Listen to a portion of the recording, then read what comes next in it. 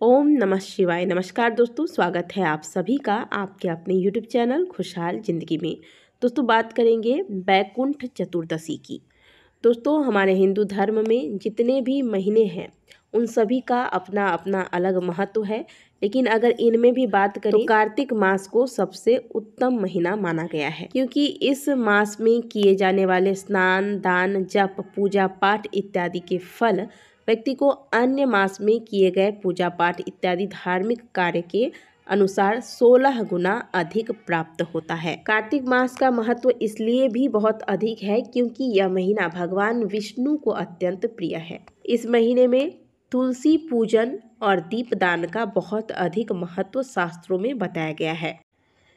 अब कार्तिक का महीना समापन की ओर जा रहा है और बस 2 ही तिथियां शेष रह गई है कार्तिक के महीने की, एक वैकुंठ चतुर्दशी और एक देव दीपावली। और ये दोनों कार्तिक के सभी महत्वपूर्ण तिथियों में से एक माना जाता है। तो यदि आपने अभी तक पूरे कार्तिक के महीने में कोई त्रुटि कर दी है या फिर कहीं किसी दिन आपका कोई नियम छूट गया, किसी दिन आपका दीपदान छूट गया, या फिर अभी तक आपने दीपदान नहीं किया है या कोई अन्य धार्मिक कर्म नहीं किए हैं, तुलसी सेवन नहीं किया है, तो अब यह कहा जाता है कि अंत भला तो सब भला। तो ये अंतिम 2 तिथियां हैं, इनका आपको ज़्यादा से ज़्यादा लाभ उठाना है। क्या करना है, कैसे करना है, इस पे पूरी चर्चा करेंगे। आज बात कर रहे हैं हम वैकुंठ चतुर्दशी की। प्रत्येक वर्ष कार्तिक मास के शुक्ल पक्ष की चतुर्दशी तिथि पर वैकुंठ चतुर्दशी का त्योहार मनाया जाता है। इसे हरिहर मिलन के नाम से भी जाना जाता है। यहाँ हरि अर्थात श्री हरि विष्णु और हर अर्थात भगवान भोलेनाथ हैं, और भगवान श्री हरि विष्णु तथा महादेव के भक्तों के लिए यह दिन अत्यंत ही विशेष होता है, क्योंकि ये पूरे साल भर में एक ऐसा समय होता है जब आप भगवान विष्णु और भगवान शिव शंकर की एक साथ पूजा कर सकते हैं।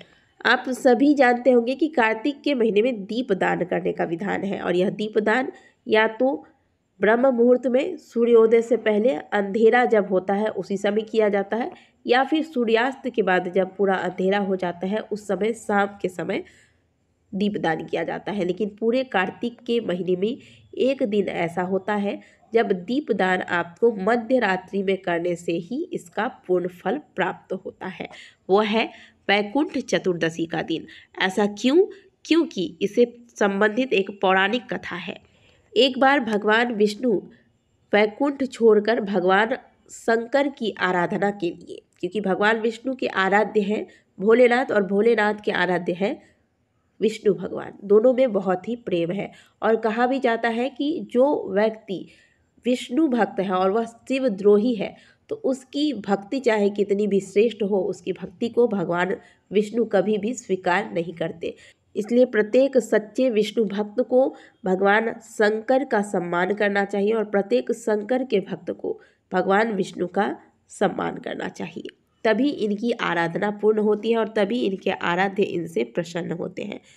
तो कथा के अनुसार भगवान विष्णु वैकुंठ छोड़कर भगवान की आराधना करने के लिए वाराणसी पहुंच गए, और वहां पहुंचकर और भगवान विष्णु वहां जाकर शिव शंकर की आराधना में इतने लीन हो गए कि उन्हें पता ही नहीं चला कि कब दिन से रात्रि हो गई। जब नारायण को ध्यान आया तो उन्हें ऐसा लगा कि यहाँ दीपक की कमी है।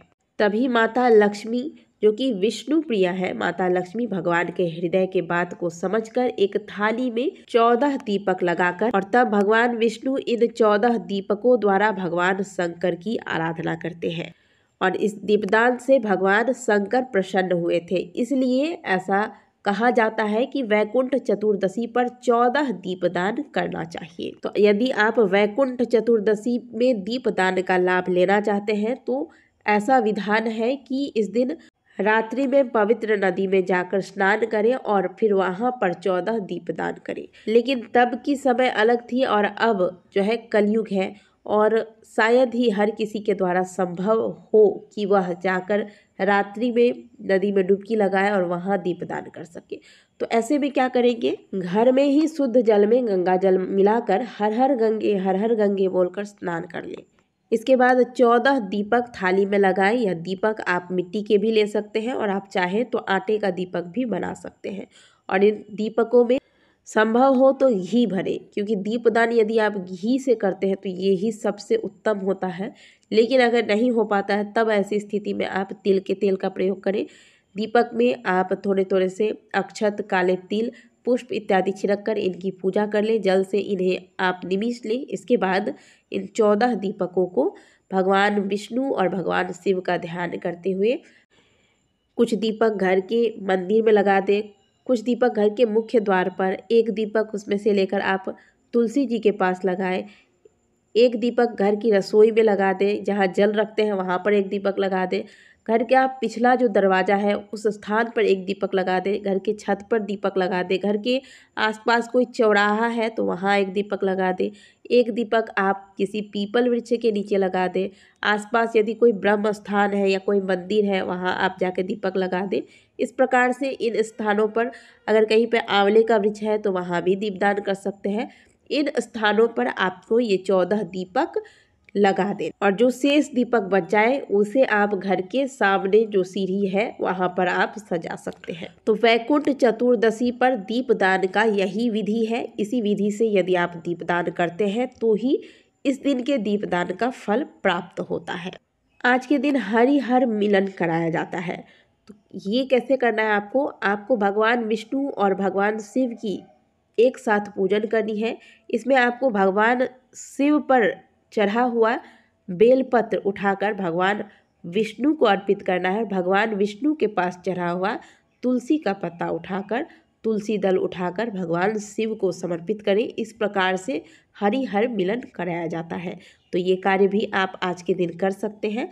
इससे भी पुण्य फलों की प्राप्ति होती है। अब जानते हैं कि वैकुंठ चतुर्दशी इस बार किस दिन मनाया जाएगा और पूजा का शुभ मुहूर्त क्या होगा। कार्तिक मास के शुक्ल पक्ष की चतुर्दशी तिथि का आरंभ 14 नवंबर को प्रातःकाल 9:44 पर हो रहा है और इस तिथि का समापन 15 नवंबर शुक्रवार सुबह 6:19 पर हो जाएगा। वैकुंठ चतुर्दशी में निशिता काल में पूजन किया जाता है, इसीलिए यह त्योहार इस बार 14 नवंबर दिन गुरुवार को ही मनाया जाएगा। आज के दिन पूजन का जो शुभ मुहूर्त होगा वह होगा अभिजीत मुहूर्त होगा सुबह 11:49 से लेकर दोपहर 12:33 तक। निशिता काल मुहूर्त होगा रात्रि 11:39 से 12:32 तक। इसके अलावा आज के दिन अमृत काल का जो मुहूर्त होगा वह होगा शाम 6:08 से लेकर शाम 7:33 तक। इस समय में भी आप वैकुंठ चतुर्दशी की पूजा कर सकते हैं। आज के दिन आप आंवले के दीपदान भी कर सकते हैं। इसके अलावा 365 बाती का दीपक बनाकर भी दान किया जा सकता है। आज के दिन घर के आसपास कोई शिवालय है तो वहां जाकर दीपदान अवश्य करें। इसके अलावा विष्णु मंदिर है तो वहां भी जाकर दीपदान करें, नहीं तो घर में भगवान विष्णु के समक्ष दीपदान कर सकते हैं। आशा करते हैं कि वैकुंठ चतुर्दशी पर दी गई ये जानकारी आपको अच्छी लगी होगी। वीडियो अगर आपको अच्छी लगी है तो वीडियो को लाइक जरूर कीजिएगा। कमेंट बॉक्स में हर हर महादेव अवश्य लिखिएगा। मिलते हैं आपसे अगले वीडियो में, तब तक के लिए ओम नमः शिवाय, हर हर महादेव।